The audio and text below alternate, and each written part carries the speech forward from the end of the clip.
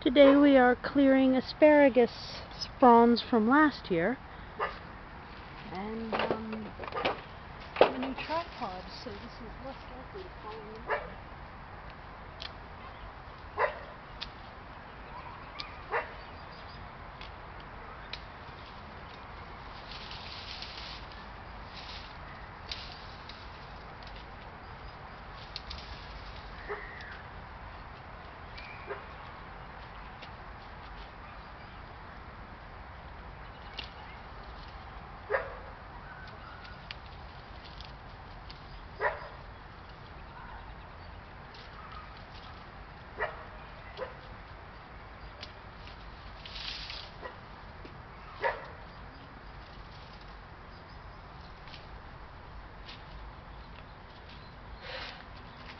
As you can see, there's a bit of a rope structure, which for the most part simply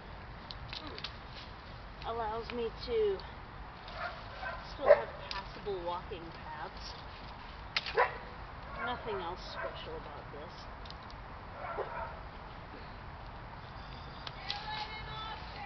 I'm using simple pruners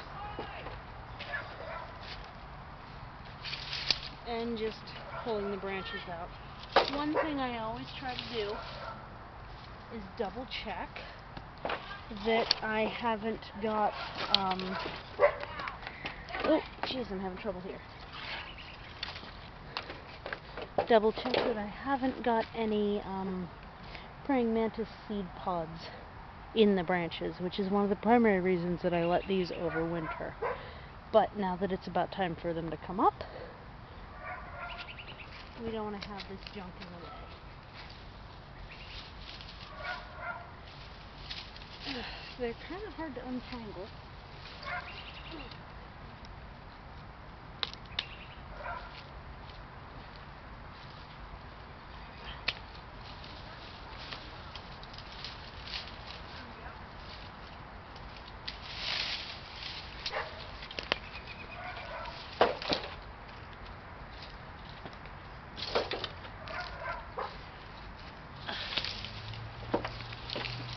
Another good reason to let them overwinter is that it does protect the root crop from extensive winter damage.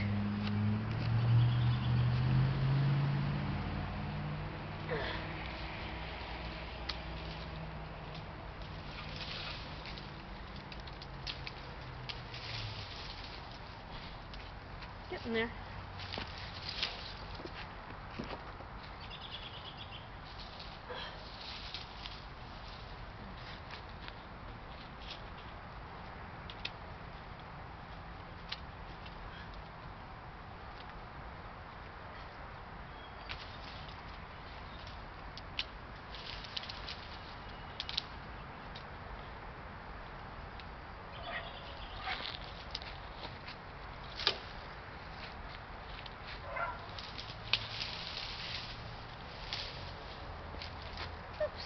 Oh gracious.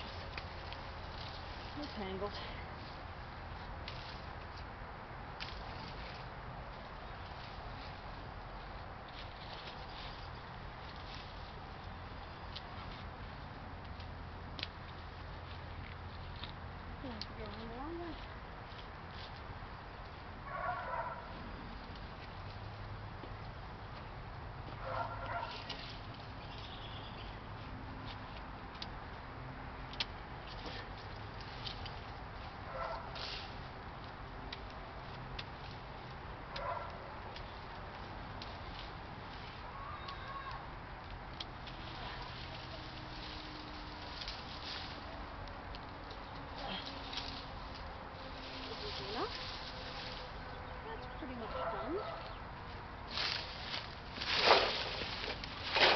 So, let's take a walk with this.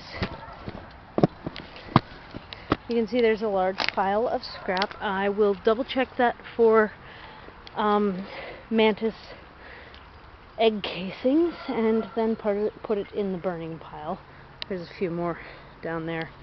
A couple little factoids about asparagus while we're here. It's March 27th, took me a minute to remember that, of 2016. I don't know why that rock's in there. And, you know, they're not above ground yet. This is Pittsburgh. Whereas the rhubarb is. Oh, jeez, the string's all up in our way. The rhubarb is above ground.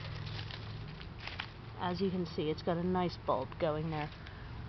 This whole section was once planted. The female plants are very short-lived, about 3 years, whereas the male plants can live 30. So the males, I think I had 4 of them out of 3 or 4 out of 8 survive. And there was a large gap here. So for this large gap, I ended up putting another rhubarb in when I had that break free of the mother plant. This was originally, I dug a very deep ditch. I backfilled it with a very deep, like 3.5 feet. Backfilled it a bit with mainly horse manure that I was able to get from my uncle, from his neighbor, and then layered on horse manure and composting and regular soil as it grew. So the crowns are 2.5 to 3 feet, I think 2.5 feet underground, and then from there up we have quite a bit of just piling up. The crowns like to be deep underground. That's important. Additionally, they're a little bit picky about what their top cover is. This one's doing fine deep within some lady's mantle, which when wet is really quite attractive. That's a young one coming up. I didn't even clear the cover in this area. It's all just mainly dead from last year, and that allows cover for all of the beneficial insects, more so than the negative ones, really. The negative ones have figured out how to deal with things. Yeah, so that's management here and the basic life cycle. I'm trying to think if there's anything else I've missed, but there might not be. I'm not sure.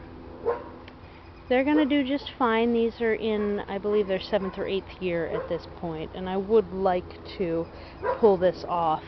Oh yeah, cover crops. Doesn't do well with garlic. The garlic brought in just a copious amount of asparagus beetle, which nearly killed.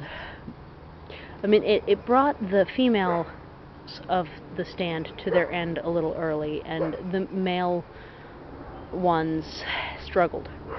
I ended up using an organic compound to rid myself of asparagus beetle, but it was quite a lot of work, and I ended up tearing all of the garlic out of this particular strip.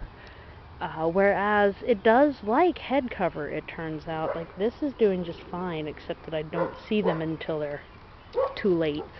That's the problem with this covering, is I don't get to see that I have food until after it's too late for it to be food.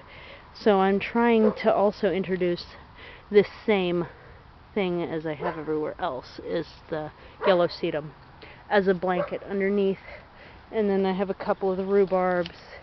And up at the tip here, right through here, I additionally have some ramps that a friend of mine gave me, and instead of eating them, I decided to plant them. But they haven't propagated out as much as I'd hope, so I think I may have picked a less than ideal location.